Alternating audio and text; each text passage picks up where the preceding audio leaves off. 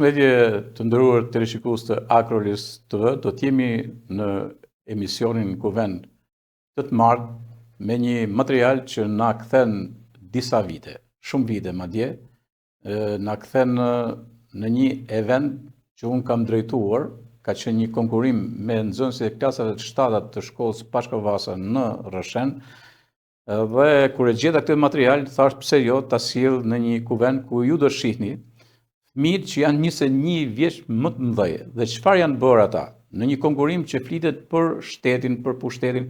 Ka qenë afrimi me sa kuptoj, nuk e di sa java, muaj mund të kishte, të zgjedhjeve të përgjithshme të vitit 2005 dhe janë vënë përballë dy skuadra. Mënyra përgjigjeve të atyre nxënësve është e jashtëzakonshme dhe tregon se çfarë formati po përgatiteshin nxënës të një plejade të re. Mund të jetë nga eventet që ka lënë shenjë tek unë që në atë kohë dhe pastaj kur e kam parë pas 21 vitesh dhe më shkuan si një lloj filmi me metrazh të shkurtër, të gjithë personazhet që ishin fëmijë, por edhe mësuesit, janë 3 që janë në juri, edhe aktiviteti që u bë nga Kolpicaku në përshëndetje që ishin që sot ata fëmijë janë mësues, janë specialistë në fusha të ndryshme, janë nëna, ato vajzat që këndonin janë nëna fëmijësh sot dhe me radhë. Pra, çfarë bën, kam thënë në veti, çfarë bën koleksionimi?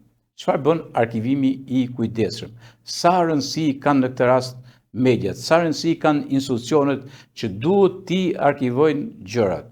Dhe më besoni se gjithë ju që do e ndiqni, ata që kanë qenë prezent aty, prindrit që disa mund të jetojnë, disa nuk jetojnë, por ama do të shohin fëmijët e tyre si kanë qenë dhe si janë rrit dhe pak a shumë shkreptimin e mirë rritjes së tyre, të mirë edukimit, mirë shkollimit e kanë dhënë që ato vite. Por të mos vazhduar më me këto komentimin, ndiqni janë rreth 1 orë është konkurimi që bëhet pikërisht në vitin 2005 në një sallë Pallatin e Kulturës të Rrëshenit. Ndiqeni.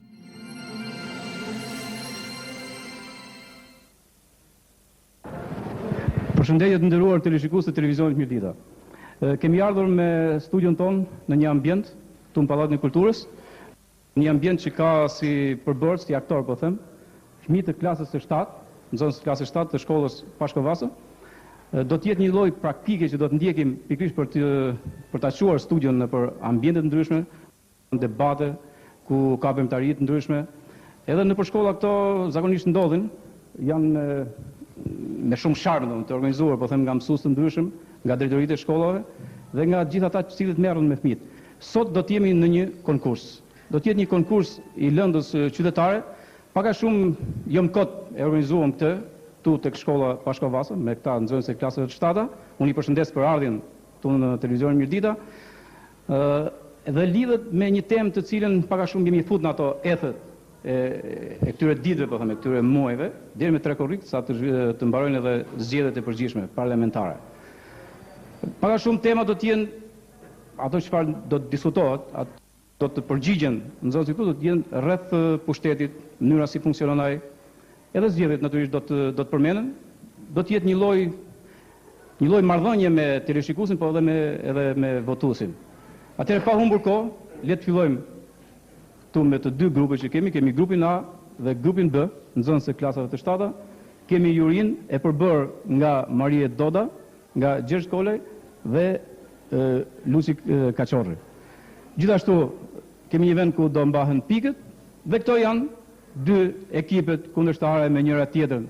Kundërshtare po them kështu në këtë ring, po e quajmë ring të asaj çfarë kanë përvetësuar deri tani. Do të jetë një lloj rezumeje e gjithë lëndës që kanë zhvilluar në klasat e 7-ta dhe mendoj që gjithçka do të shkojë mirë. Para se të fillojmë pikërisht nga pyetjet, le të dalin 2 përfaqësues të grupeve për të hedhur shortin e pyetjeve, cilat pyetje do të jenë. Po kemi Pavion dhe Orielën. Atëherë? Po. Atëherë Pavia, cilët do merr ju? Ju mendoni që të keni pyetje tege. Pra do të jenë pyetje tege të grupit A dhe pyetje çifte që kemi renditur këtu, janë 16 pyetje të grupit. Mund të uleni Pavio edhe Oriela? Shumë bukur. Gjithashtu, desha të kujtoj që këtu kemi ftuar dhe grupin e qendrës kulturore të fëmijëve, Rëshën, të drejtuar nga mjeshtri Kol Picaku, që ishin para pak ditësh, ishin edhe në një festival kombëtar, takim kombëtar të instrumentistëve të vegjël. Do të na sjellin ato gjërat e bukura që kanë bërë grupi atje. Atëherë pa humbur kohë, le të fillojmë me pyetjet e para. Jemi gati dhe Juri? Po, shumë mirë. Atëherë, fillojmë me grupin që kishte pyetje tek, që është grupi i Pavjas. Shumë bukur. Pyetja e parë, ç'është shteti? Ç'është kombi? Tregot tiparet e një shteti. Kush do përgjigjet? Gerald Nikolli. Atëherë, shteti është një bashkësi politike njerëzish që zotëron një territor të caktuar dhe ka fuqinë të bëjë ligje. Kombi është një bashkësi më e madhe njerëzish më e madhe se shteti dhe që lidhen nga kultura, traditat, gjuha dhe tiparet e një shteti janë sovraniteti, territori, popullsia dhe forma e qeverisjes. Shtetet dallojnë nga madhësia dhe forma dhe zhvillimi ekonomik. Kemi shtetet të zhvilluara, shtetin në zhvillim dhe shtetin në rrugën e zhvillimit. Po, më duket se ka qenë koncis. Nuk e di, do shtoni? Nuk keni përshtuar. Asnjëra. Grupi tjetër mund të shtojë diçka? A kjo? Po? Shtetet dallojnë edhe nga regjimi politik që kanë. Kjo është shtesa. Tjetër nuk ka. Atëherë, Juria ka të shtojë diçka? Ja, përgjigja pyetjes ishte normale, drejtë, saktë. Një ideologi pa tjetër? Po, shumë mirë. Atëherë pa ndikuar tek vlerësimi natyrisht pyetjet. Vazhdojmë me pikët. 3. Shumë bukur. 9 pikë për grupin A. Mirë, atëherë më duket se kemi filluar mbar. Vazhdojmë me grupin B, që ka pyetjet që po them unë. Trego karakteristikat e një shteti demokratik dhe si arrihen ato. Kush do flas? Hajde, Klaudina. Po? Të veçantat të një shteti demokratik ndryshën nga një shtet autokratik ose oligarki. Flasim. Kemi zgjedhje të lira, liria e individit, sundon shumica dëgjohet prakica dhe pluralizmi politik. Tani do t'i zbërthem. Liria e individit. Në vendet demokratike është e lirë, pra plot, ndërsa në vendet autokratike ose oligarkike është të kufizuar. Kemi zgjedhje të lira, në vendet demokratike janë të lira, ndërsa në vendet autokratike apo oligarkike janë të kufizuara. Sundon shumica dhe dëgjohet pakica, ndërsa në vendet të tjera dëgjohet pakica, pra në krye të vendit është pakica, dhe pluralizmi politik, ndërsa në vendet të tjera sundon vetëm një parti. Por si mund të realizohen këto karakteristika të një shteti demokratik? Nga përhapja e arsimit, që në një vend demokratik, pra demokracia arrihet duke parë që në të gjithë vendin pra të ketë njerëz të shkolluar, një konsensus veshje ndërmjet partive politike dhe një ekonomi tregu i lirë. Po, shumë mirë. Po, atëherë kjo ishte përshtuar, nuk ka tjetër. Atëherë do të zhvishemi nga emocionet, nga qikë shumë, do në ti dal nga dalë, nuk ka problem fare. Do të shtoj kush nga grupi tjetër për këtë pyetje? Nuk keni. Atëherë vlerësimet për përgjigjen? 3 pikë, 9 pikë, po, bukur, 9 pikë. Jemi 9 me 9. Një ideologije? Faleminderit shumë. Faleminderit. Vazhdojmë me pyetjen tjetër për grupin A. Trego parimet e një shteti demokratik në ndryshim nga një shtet totalitar. Emiliano? Po? Parimet e shtetit demokratik në ndryshim nga një shtet totalitar janë këto. Sovraniteti i popullit. Populli do të jetë i lirë, i çliruar dhe të qeverisë vetë vendin. Shtet ligjor, ligji do të jetë mbi të gjitha, para tij jemi të gjithë të barabartë. Ndarja e pushtetit në një shtet demokratik do të ketë 3 lloj pushtetësh. Pushtet legjislativ, pushtet ekzekutiv dhe pushtet gjyqësor, që të tre veprojnë sipas ligjit. Pluralizëm politik. Shteti demokratik do të ketë shumë parti dhe që të përfillin mendime të ndryshme. Ekonomi tregu e lirë, do të ketë pronë private dhe pronë shtetërore. Shtet laik, shteti do të jetë i ndarë nga feja. Po, mund shtetë dhe tjerë, nuk ka problem. Atëherë ka kush përshtuar nga grupi? Po, atëherë Diana? Një parim tjetër shteti demokratik është njëja, garantim dhe zbatimi i lirëve dhe të drejtave të njeriut, që do të thotë që në një shtet demokratik të drejtat dhe lirit e njeriut janë të plota në krahasim me një shtet totalitar. Po, edhe të garantuara. Në pak nga herë ka gjithmonë probleme me këto garantimi kështu. Po, atëre kush do të shtoj? Ka përshtuar Alba? Hajde Alba. Pushteti ekzekutiv, legjislativ dhe gjyqësor punojnë dhe veprojnë të ndara.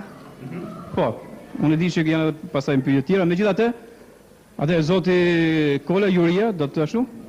Vlerësimi direkt 3. Po, 9 pikë. 9 pikë. 9 pikë për grupin A. Po. Po. Atëherë pyetja për grupin B. Ç'është adetarizmi? Kur je adetar, jep shembuj nga kalura dhe sot. Disa shembuj më pikant kështu.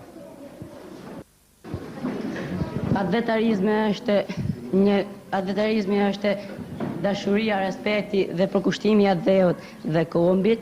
Të jesh adetar duhet të zbatosh disa rregulla. Të kryesh shërbimin ushtarak, të kryesh detyrat që të janë caktuar,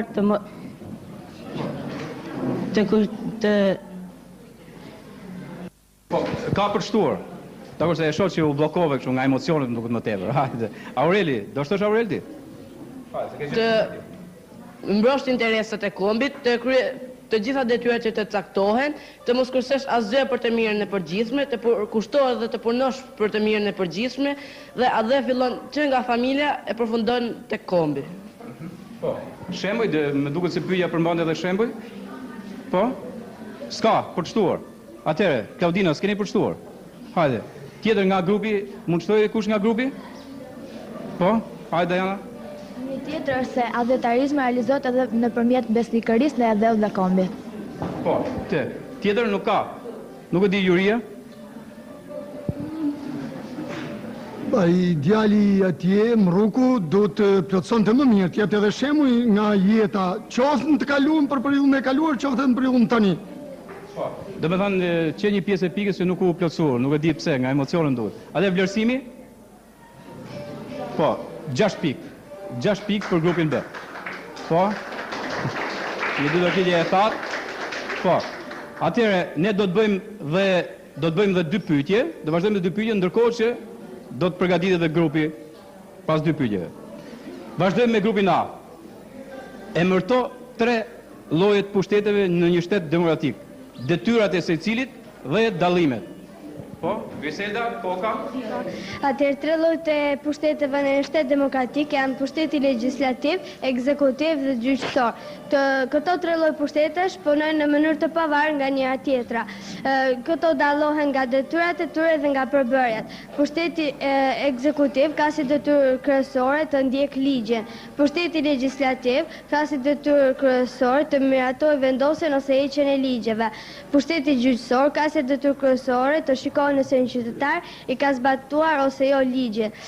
Dallimet janë edhe nga përbërja. Pushteti legjislativ përbëhet nga parlamenti, parlamenti përbëhet nga deputetët, pushteti ekzekutiv përbëhet nga pushteti qendror dhe pushteti vendor, pushteti qendror përbëhet nga qeveria, pushteti vendor përbëhet nga komunat, bashkitë dhe qarqet, pushteti gjyqësor përbëhet nga gjykatat, avokatit, hetusit dhe prokurorit.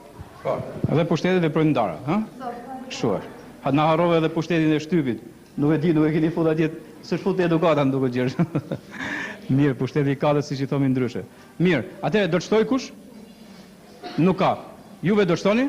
Alba, si për herë Alba, hajde Alba. Pushteti qendror përbëhet nga kabineti qeveritar, nga kryeministri, mund të ketë ose jo zëvendës kryeministrit dhe 17 ministri. Po, mund të flasim shumë gjatë për te, mbase ishte vetëm thjesht Po, kaq, Gjergji? Po, 9 pikë, ka qenë përgjigje saktë e Griseldes, ka qenë përgjigje lakonike, më duket shumë e rrjedhshme të thënë. Po. Atëherë, pyetja tjetër. Ç'lloj republike është Shqipëria? Çfarë republikash të tjera kemi? Nga se dallojnë dhe ç'dini për pushtetin legjislativ? Atëherë, kush është? Leonida? Hajde Kaçorri. Shqipëria është republikë parlamentare, kemi dhe republika presidenciale, kemi monarki absolute dhe konstitucionale. Ato dallojnë se në republikën parlamentare, presidenti zgjidhet nga parlamenti, ndërsa në republikën presidenciale, presidenti zgjidhet nga populli. Pushteti legjislativ. Pushteti legjislativ quhet ndryshe dhe pushteti ligjvënës. Ai ka si detyrë kryesore vendosjen ose heqjen e ligjeve. Parlamenti është organi më i lartë i shtetit tonë, pra dhe ai me deputetët janë pjesë e pushtetit legjislativ. Zgjedhjet për deputetët bëhen një herë në 4 vjet.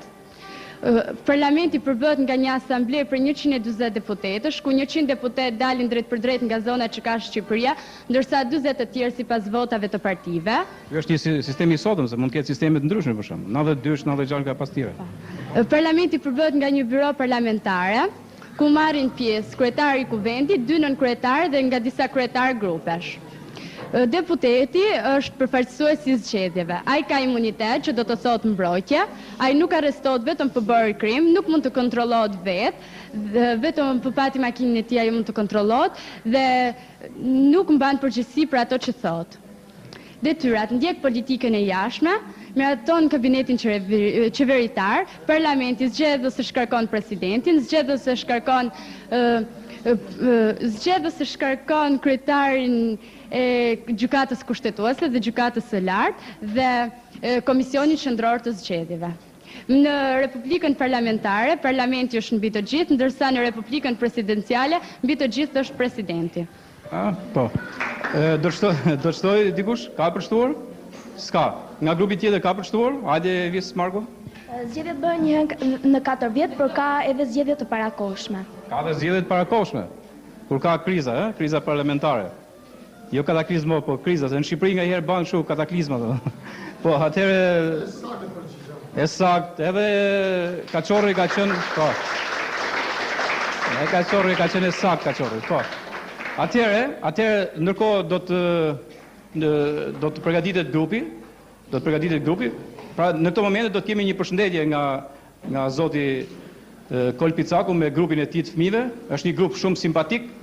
Ndërkohë që ne mund bisedojmë, ndërkohë sa të përgatitet grupi, mund bisedojmë për shembull me ndonjë nga unë shoh dhe mësueset tu. Po. Konkursi është zhvilluar deri tani mirë. Shohim përfundimet. Unë faktikisht jam me grupin B sepse jam kujdesari, gjithsesi, edhe grupi A është mirë. Do që të humbi dhe va, shkurt. Tashi që të humbe njëri në konkurs, do më pranohet edhe humbë. Normal. Pretendojmë fitore, në humbë. Normal, shoh edhe prinder. Prinder, lesh. Po ke fëmijë këtu?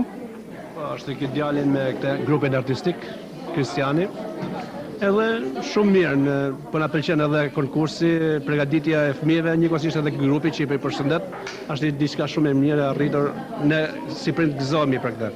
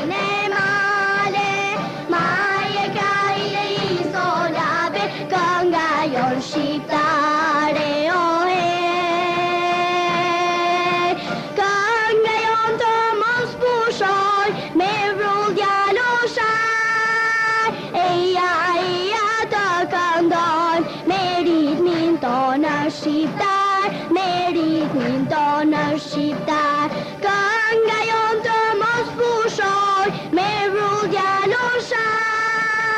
Eja të këndon, me ritmin tonë shqiptar, me ritmin tonë shqiptar.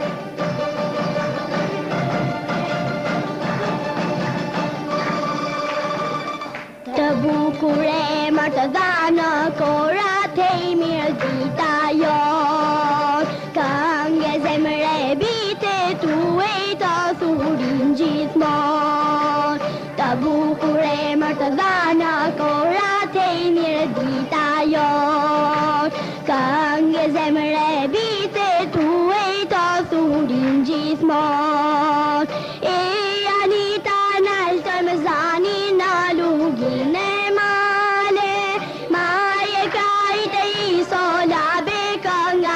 shqiptare, o kënga jon të mos pushoj, me vrull djaloshar, eja të këndojmë, me ritmin tonë shqiptar, me ritmin tonë shqiptar. Kënga jon të mos pushoj, me vrull djaloshar, eja të këndojmë, me ritmin tonë shqiptar, me ritmin tonë shqiptar.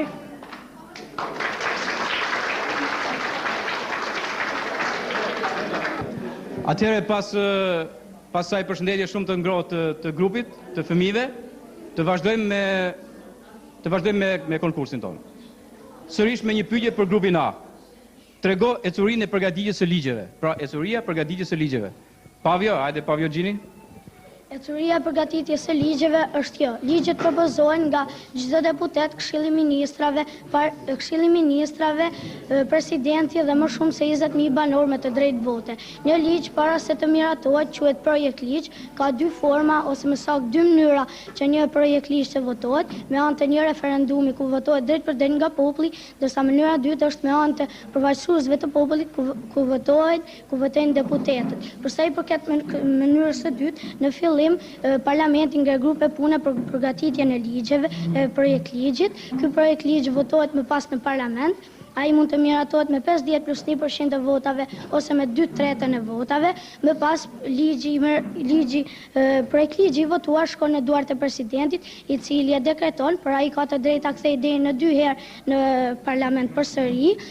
Pastaj ky ligji shkruhet në fletoren zyrtare, pas ligjet e zakonshme, pas 15 ditë shkruajtja në fletoren zyrtare hyn në fuqi, ndërsa ligjet e jashtëzakonshme ku bëjnë pjesë kur vendi është në rast të lufte hyn në fuqi më një herë pas shkrimit në fletoren zyrtare, dhe edhe nëse një ligj mund të jetë shkruar në fletoren zyrtare, a mund të kthehet përsëri në parlament për t'u bërë ndryshimet e duhura ose për t'u hequr fare, shtojsat e ndryshimit të ligjit quhen amendament.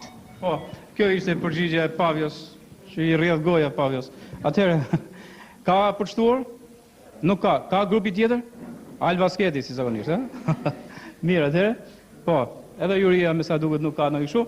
Është 9 pikë për grupin A.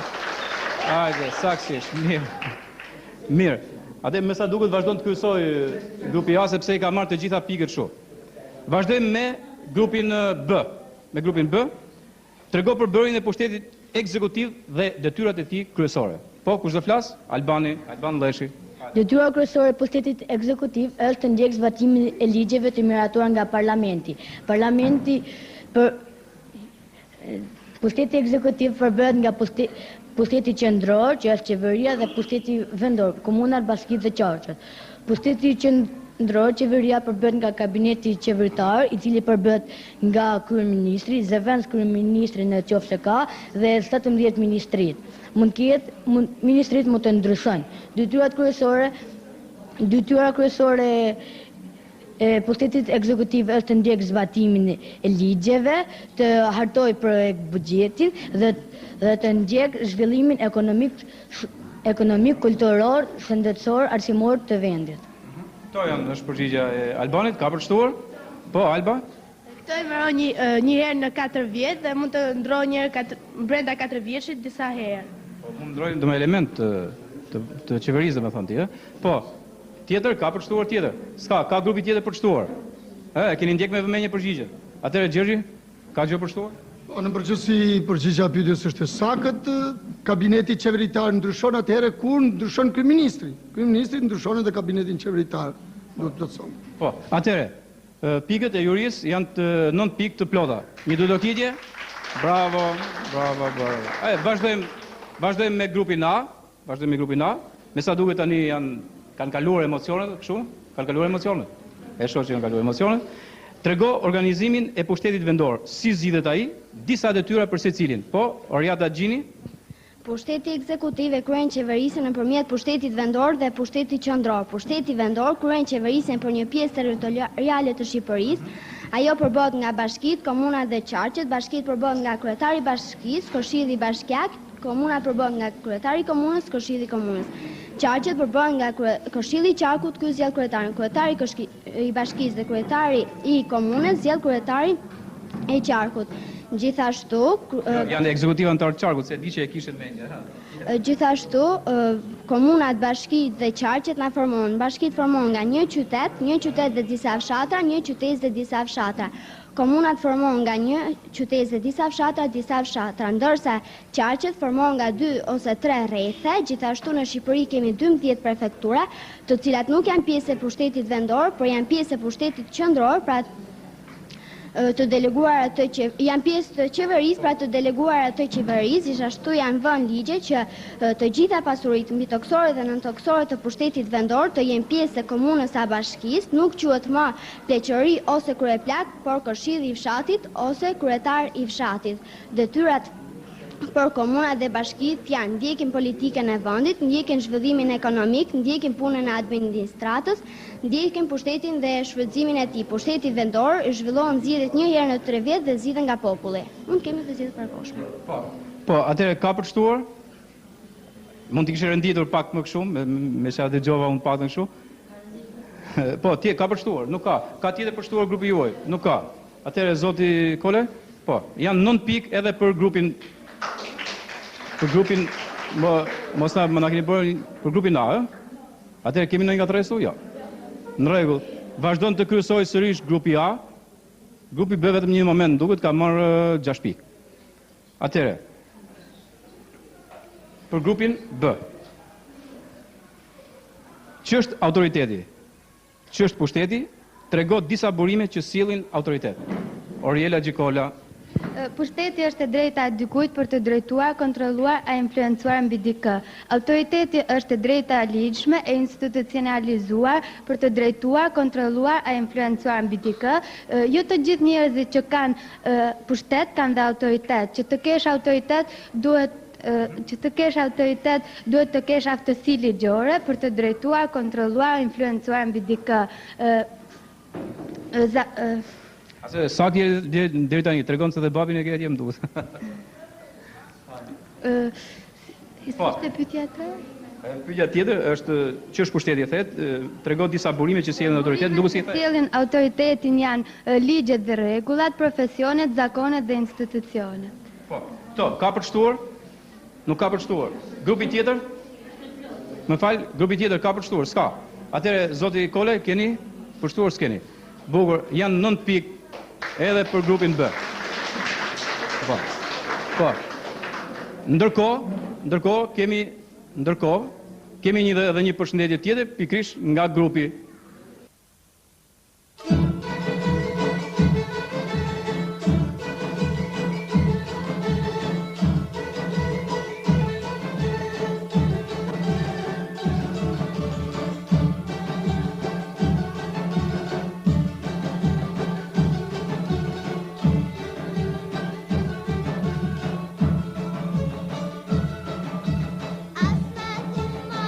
no, se qka është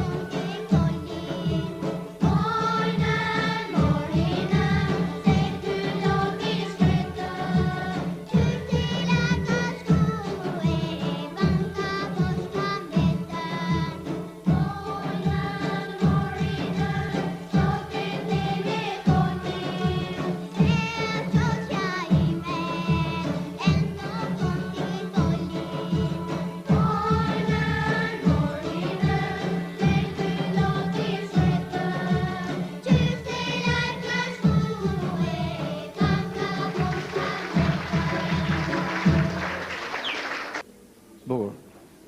Atëre, një dodokitje për përshëndetjen. Bukur, shumë bukur. Atëre, vazhdojmë me konkurimin.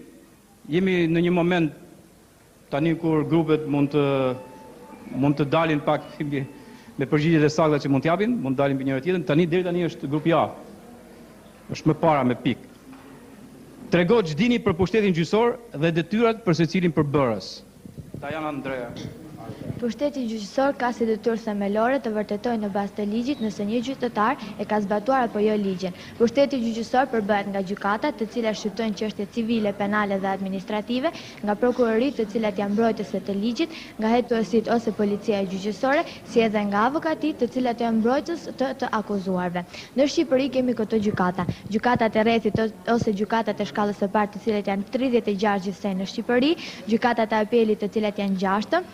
Gjykata e lartë, e cila është vetëm një dhe që është me qendër në Tiranë, gjykata kushtetuese, gjykata ushtarake, si edhe gjykata e krimeve të rënda.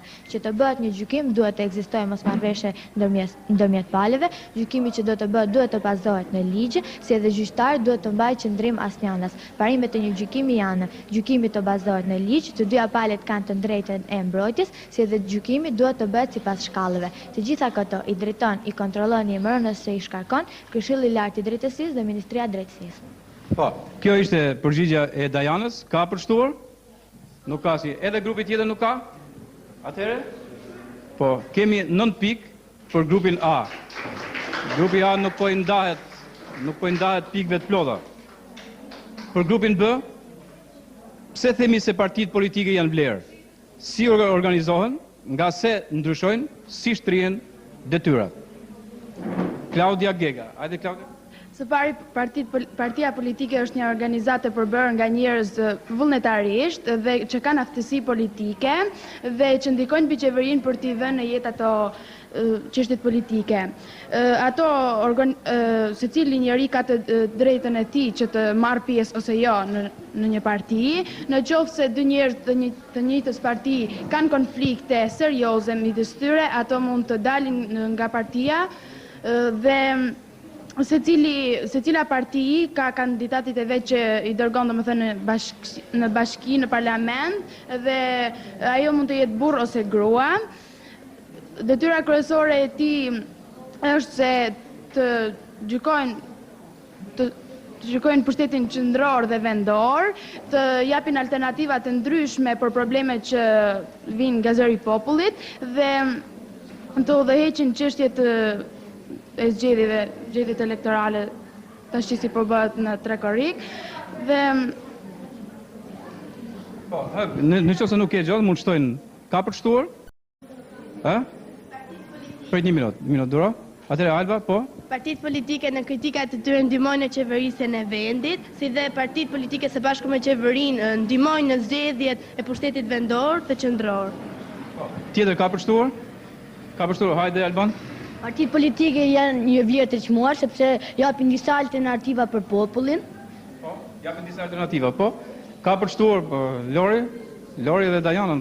Partitë politike shtrihen nga spektri i madh deri te spektri i djathtë, nga ekstremi i madh deri te ekstremi i djathtë, i cili përbën spektrin bashkë me partitë e qendrës, të cilat janë qendra e madhe dhe qendra e djathtë. Partitë politike ndryshojnë nga programi dhe statuti i tyre. Po. Nuk e di, ka përplotësuar zoti Gjergj? Në përgjithësi doli përgjigja edhe nga grupi A doli, ato ndërhyrjet janë me vend. Mendojmë se 3 pikë. Po, 3 pikë. Juria është shumë konformiste, domethënë nuk bën ndryshime kështu. Atëherë kemi 9 pikë edhe për grupin B. Ndërkohë, të nderuar pjesëmarrës dhe ju, do kemi një përshëndetje të veçantë nga Ina Nikolli me një recitim. Hajde Ina. Po, Ina do të na bëjë një recitim shumë bukur. Çfarë klase je Ina? Unë jam klasë të 5. Po, të pëlqen recitimi? Shumë. Po pse erdhe sot pikërisht? Për të përshëndetur dhe shpresoj që të dy grupet jenë të kënaqur nga ky konkurs. Domethënë ti me cilin grup je? Kam drejtën me A-n. Të pëlqen grupi A? Atëherë. Po, mirë, megjithatë përshëndetjen do ta bësh për 2 grupe, sigurisht, ë? Po, hajde, atëherë mund të vazhdosh. Rasyll po sushua, vështroj princesha krenare, në gjdo gure, gjdo kamare, si të fundit rojet ran, qëllamp me gjak me lan. Dhe vet ma jo mbeti për mbi kull për si deti, që i hedh dalgët e ti në rar, turqit u sulën të tar, që ta zën yllin e gjall. Por, a zihet ylli val? Ja dhe argjiroja shpejt, tok me thosht një zën e vet, u vërvit si zog në erë nga kalaja në humner. Shkëmp me shkëmp se që coptua, ras yll, por sushua. Në beden në zhurëzhuritur, mbetën turqit të mahnitur. Të coptuar kur e pan, o Allah, i lartë than, rotull malet o shtin, dhe të ti në bubullin, edhe shkambi kur u coptua, than u drodh, u gjallërua, dhe kujtoj ky shkambi bardh, se fëmia e saj mbeti gjallë, dhe që foshnjën ta mëkoj, qumë është zuri të pikoj, se jetimve e kanë lënë, ata që në luft kanë rënë, dhe shkëmbind ju bëhen nën. Shumë bukur, bravo, bravo. Shumë bukur, ishte një recitim me shumë ndjenjë, shumë bukur, Ina. Atëre, po, vazhdojmë me konkursin tonë, më duket se po kalon në trajtën e një spektakli, këtë dhe është gjë e bukur, kur e bëjnë fëmijët. Atëre, pyetja për grupin A. Pse organizohen zgjedhjet? Kush merr pjesë në to? Kur ato quhen demokratike? Lori Filopati. Hajde Lori. Zgjedhjet organizohen për pushtetin vendor dhe për pushtetin qendror. Zgjedhjet për pushtetin vendor bëhen një herë në 4 vjet dhe bëhen det për det nga populli. Për këtë pushtet nuk mund të bëhen zgjedhje të parakoshme, ndërsa zgjedhjet për pushtetin qendror bëhen një herë në 3 vjet dhe mund të kemi zgjedhje të parakoshme. Në pushtetin vendor neve votojmë për kandidatët e komunave dhe të bashkitë, të cilës bashku me 2 anëtar të Këshillit Bashkiak zgjedhin kryetarin e qarkut, ndërsa për pushtetin qendror neve votojmë për deputetët të cilët do të na përfaqësojnë në parlament, që pastaj do zgjedhin qeverinë dhe pastaj do zgjedhin presidentin. Të drejtën e votës e kanë të gjithë njerëzit mbi moshën 18 vjeç, por nuk mund të votojnë njerëzit të cilët janë të sëmur dhe të sëmurët me kartel, dhe pyetja tjetër sa harrova. Pyetja tjetër dhe kishte kush merr pjesë në to, e the, dhe kur ato quhen demokratike? Votimet quhen demokratike kur ne votojmë pa oferta korrupsioni, kur vota jon garantohet dhe ne nuk imponohemi për të bërë votën tonë, zgjedhjen tonë. Do kemi zgjedhje demokratike kësaj radhe? Them se po. Nuk është pjesë e konkursit duhet, a? Mirë, atëherë kush do shtoj? Nuk ka, grupi tjetër ka përshtuar? Edhe ju nuk keni. Atëherë juria, me sa duket është prapë unanime në 9 pikë. Po. 5 do me thënë, nuk është e drejta e 5-s. 9 pikë. Mirë, do të kigje për grupin A, që nuk po e lëshon pikët e plota. Ashtu. Vazhdojmë me grupin B, të cilit do të japim do të kigje para se të fillojmë me u përgjigj. Hajde, një do të kigje gjithë. Bravo. Bravo. Llojet e sistemeve zgjedhore që kemi, cilat janë përparësitë dhe mangësitë e secilit, cilin aplikojmë aktualisht. Pra, sistem kush e ka? Aureli do të flas. Po. Hajde Aurel Noli. Në demokratik kemi këtë lloj sisteme zgjedhore, sistemi majoritar dhe sistemi proporcional. Në sistemin majoritar votohet për kandidatët dhe sistemi proporcional votohet për partitë. Sistemi mangësitë dhe përparësitë e sistemit proporcional janë vendet në parlament jepen në varësi të votave që merr partia.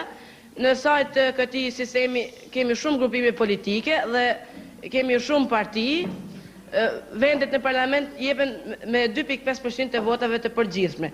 Përparësitë dhe mangësitë e sistemit majoritar janë vendet në parlament jepen në varësi të votave që merr kandidati për parti.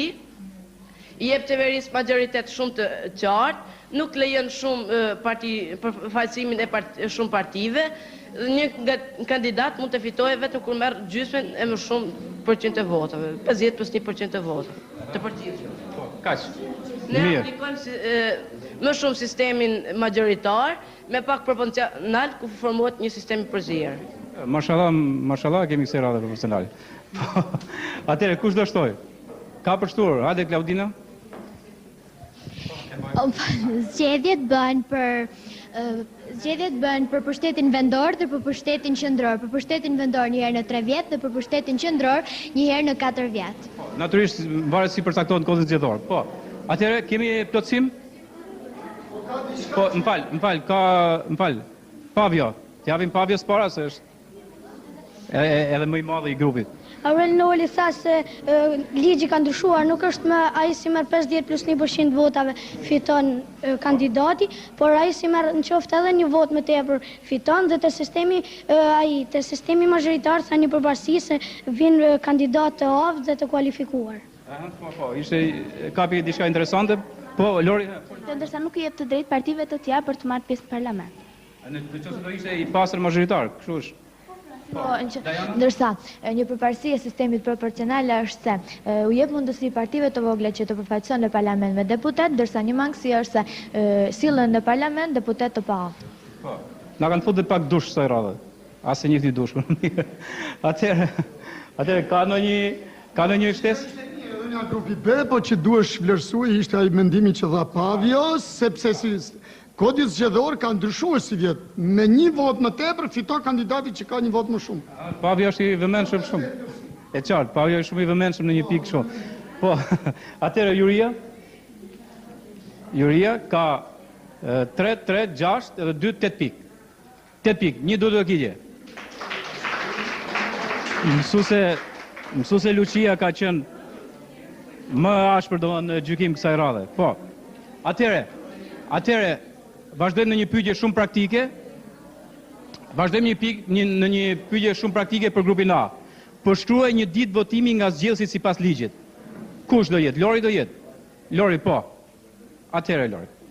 Votim që e dhënia e përgjigjes me po se jo të një problemi të caktuar tarë të komisioni në ditën e votimit mbidhen gjysmëorë përpara se të hapet qendra e votimit. Ata përgatisin gjithçka duke filluar me dhomën e fshehtë, me listat e partive, me kutit që titullat janë 2 për kandidat dhe tjetrën për parti, me bulën, me 2 fletët e votimit, edhe ato janë 2 për kandidat dhe tjetrën për parti.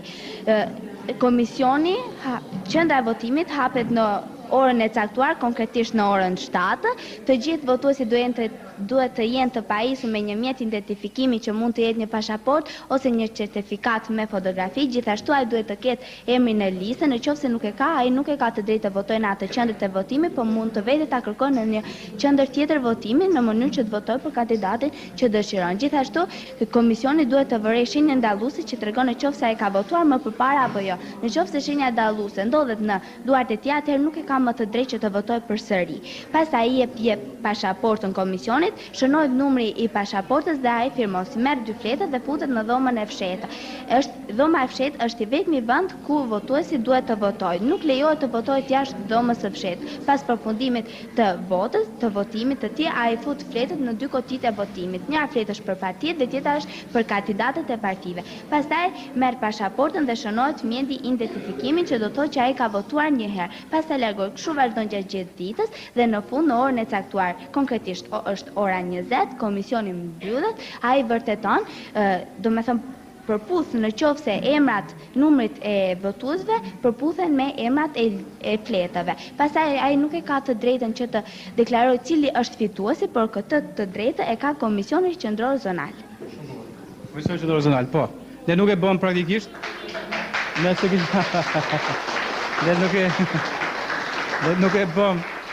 Nuk e bëm praktikisht, mund ta bëni edhe praktikisht. Atëherë, ka ndonjë po? Profesor Gjergji na ka bërë surprizë se ka 1 pikë, 3 pikë ka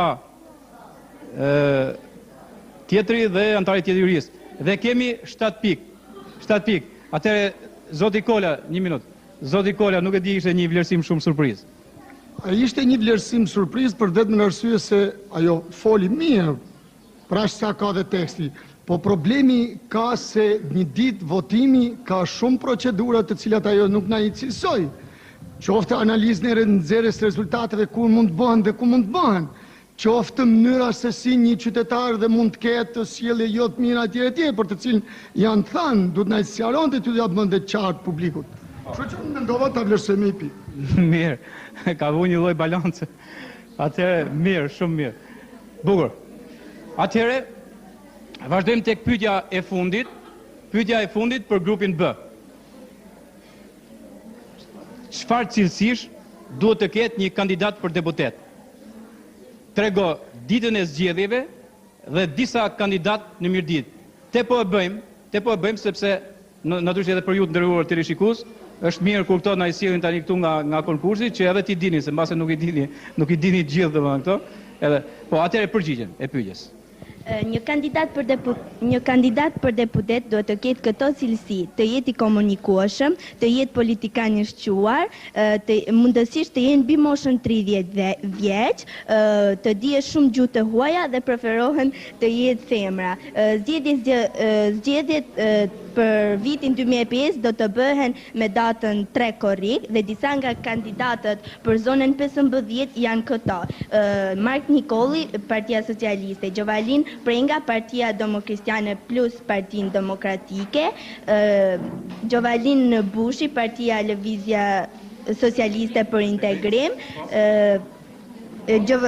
Agustin Pepkola, Partia Demokristiane Sociale, Gjovalin Valsa, Partia për Bashkimin të Drejtave të Njeriut, Ndue Doda, Partia Komuniste, edhe Mark Deda, Partia Lëvizje Zhvillimit Kombëtar Leka Zogu.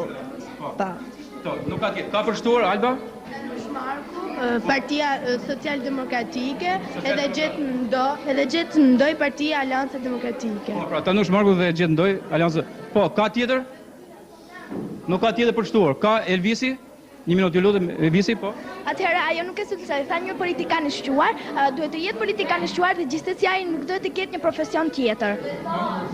Po, jo, dakor, do e dëgjojmë nga kjo, më fal. Atëherë tjetër ka përshtuar. Atëherë zoti Kolaj? Jo, përgjigja ishte e saktë. Përgjigja e saktë, thot.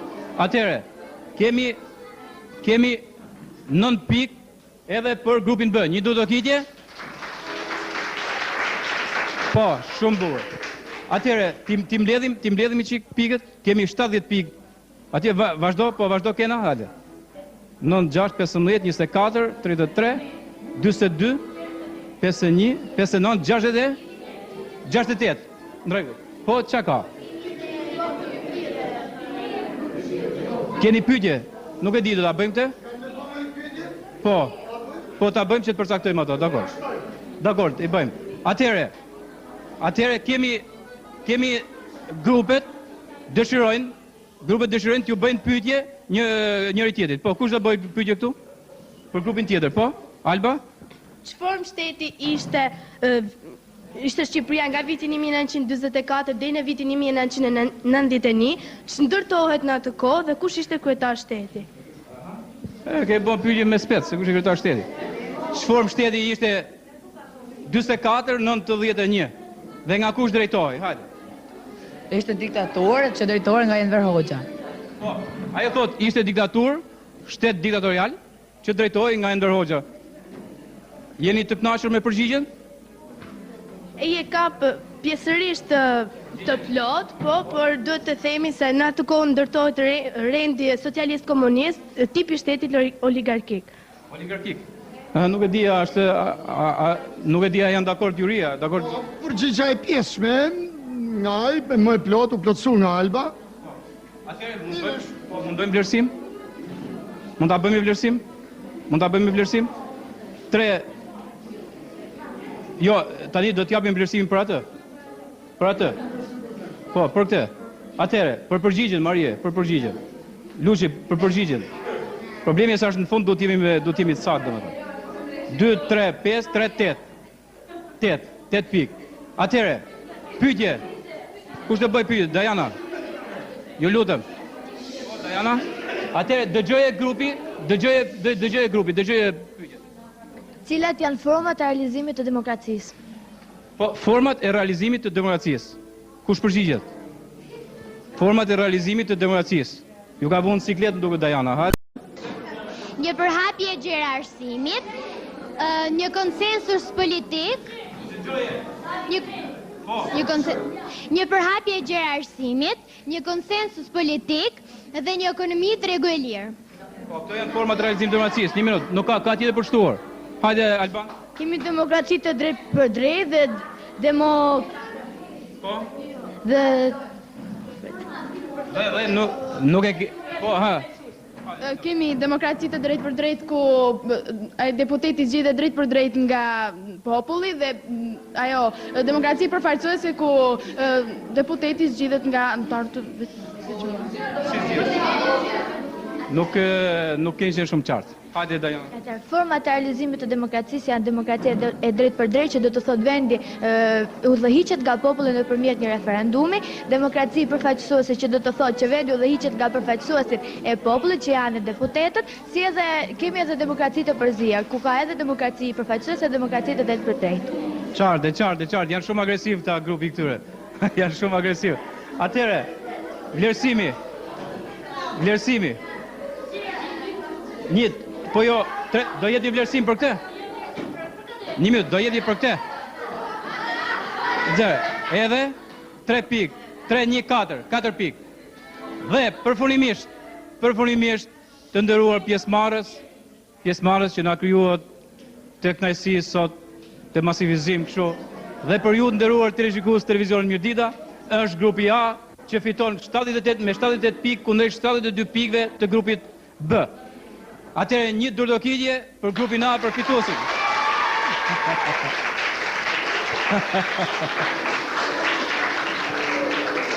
Nga sa shihet në shkollën Pashkovasa ka kohë që bëhen vëmtari, pra gati gjithë vitin si thua që janë bërë vëmtari, edhe sot ka qenë një vëmtari po them e cilësuar e mirë mendoj, dhe përderisa kishim një temë që normalisht ka ndikuar dhe në komunitet po them kështu.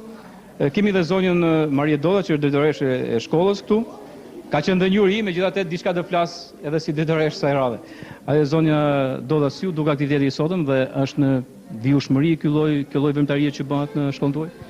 Po, që nga shtatori në vazhdim, në shkollë janë bërë me 10 aktivitete të kësaj natyre, ky që një lloj disimet veçantë.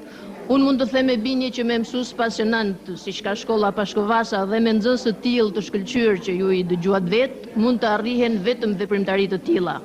Kanë në thelbin e tyre anën edukative dhe përcjellin tek njerëzit mesazhe. Besoj se ky aktivitet i sotëm përcolli mjaft mirë mesazhe tek të rriturit. Besoj që ata diçka kanë dëgjuar, një mesazh të mirë kanë marrë për ta përcjellë tek e ardhmja dhe tek e ardhmja që janë pikërisht ta fëmijë, dhe ne shpresojmë që e ardhmja vërtet u përket këtyre për ta bërë shtetin ligjor ashtu siç ne po e kërkojmë ditë për ditë dhe ndoshta deri më sot akoma nuk e kemi gjetur. S'më mbete gjë tjetër, ju uroj suksese këtyre nxënësve, ju uroj suksese mësuesve të shkollës tonë dhe një punë më të mirë në vazhdon e këtyre aktiviteteve që kanë bërë vazhdimisht. Faleminderit televizion.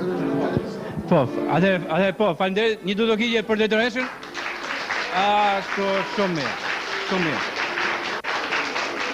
Shumë mirë.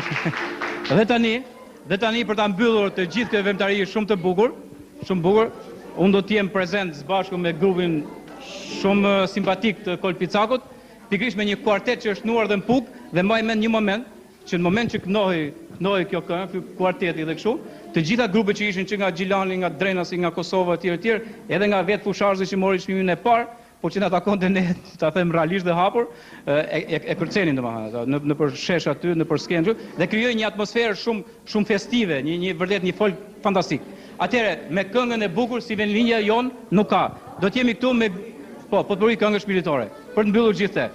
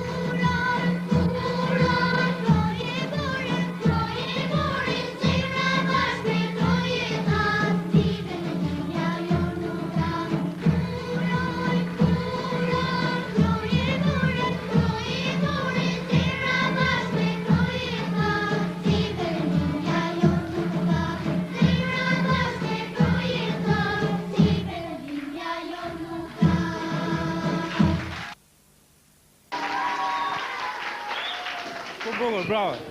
Po, kjo ishte mbyllja dhe e konkursit show, po them sot, ishte një gjë shumë e bukur, ju përgëzoj gjithë edhe grupin pjesëmarrës të gjithë pa përjashtim keni qenë shkëlqyer. Suksese edhe zotit Gjergj Kola që organizoi këtë konkurs shumë të bukur dhe ju uroj suksese edhe klasave të teta që do mbyllin provimet dhe gjithë shkollës uji dhe shkollave dhe nxënësve të mirëdites përgjithsisht. Mirupafshim.